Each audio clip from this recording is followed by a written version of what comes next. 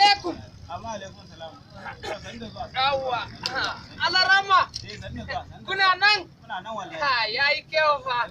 Yayi kyau fa Allah rama. Ya sha rana. Wallahi kai sai a hankali fa. Har rama. Ina yini? Lafiya. Ya gajiya. Ya aiki. Na same ku lafiya. To madalla. Madalla. Madalla. Sannu fa. Wallahi. Madalla. Malam dai akwai abun da yake tattare da ni. Na'am, ina jin. Gaskiya ararama jiya ne na yi wani mafarki ne. To, shi ne mafarkin da na yi nan a ce mini sai in zo wurin ka kai ne kasan za ka fassara mini mafarki.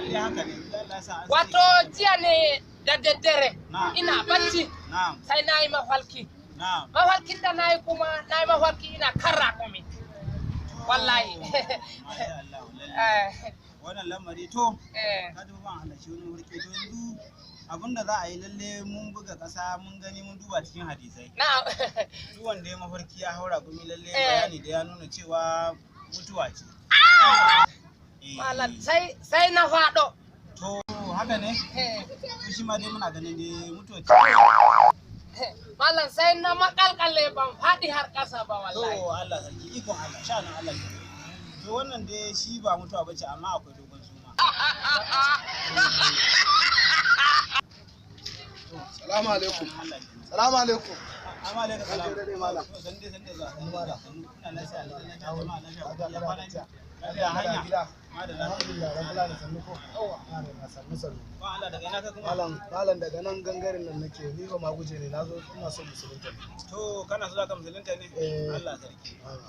To kuma gashi ina ganin baka tsarki ba baka wanka ba kaga dole sai ka tsarki kai wanka tukuna za a amma yanzu dai wani suna kake so za a sa maka kaga shi sai a fara da shi ne so Muhammadu Allah sarki ikon Allah tab aradu Allah ma la ƙarya ne aradu Allah ƙarya ne wallahi ƙarya ne mu da aka haife mu a cikin musulunci ma ba a sa mana Muhammadu ba sai ci da ya zo rana tsaka a ce za a sa masa Muhammadu me sunanka sai dai ko a sa masa Idi me sunanka Idi to sai dai ko Idi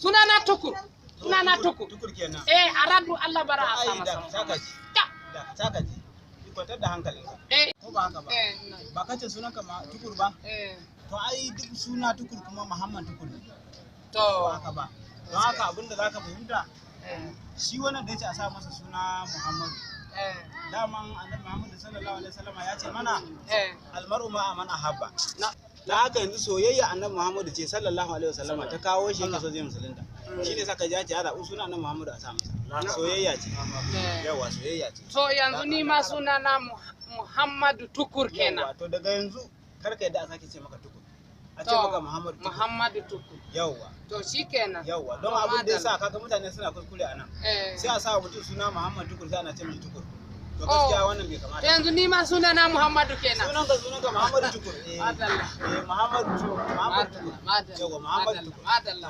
nagode malam nagode to madalla na barku lafiya madalla